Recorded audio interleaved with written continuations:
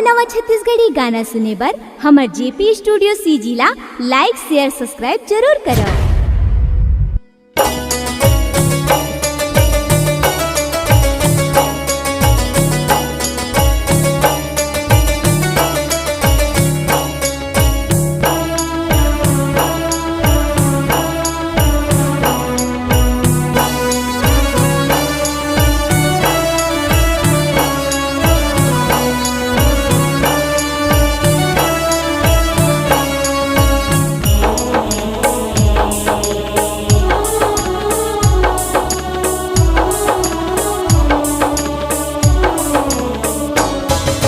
तोरे भुवन माया बेदाई, तोरे भुवन माया बेउदाई, तोरे गीत मैं गाऊं।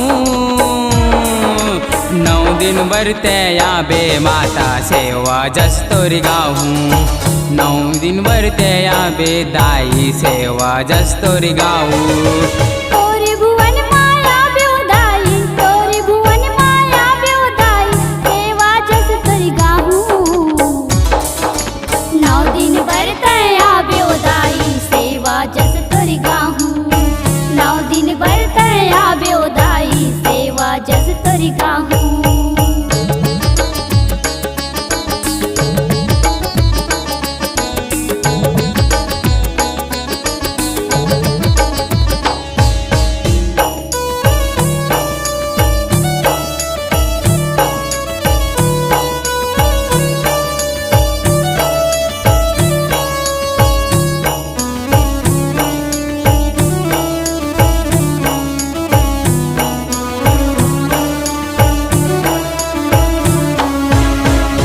लइका के विनती सुन ले, लइका के गोहार वो तोरे चरण माँ माता आए वे के बार वो।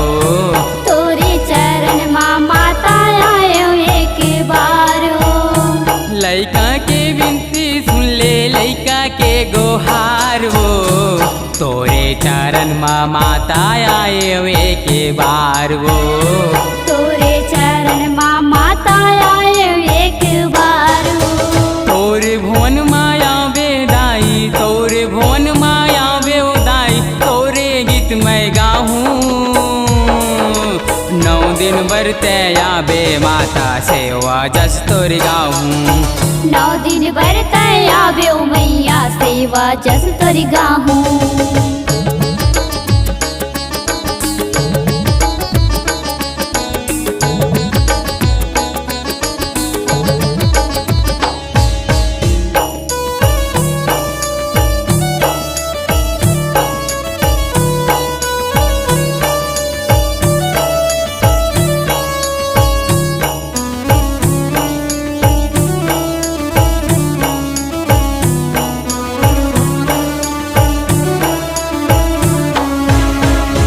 दुनिया के नर नारी मन तोरे दुआरे आथे हो।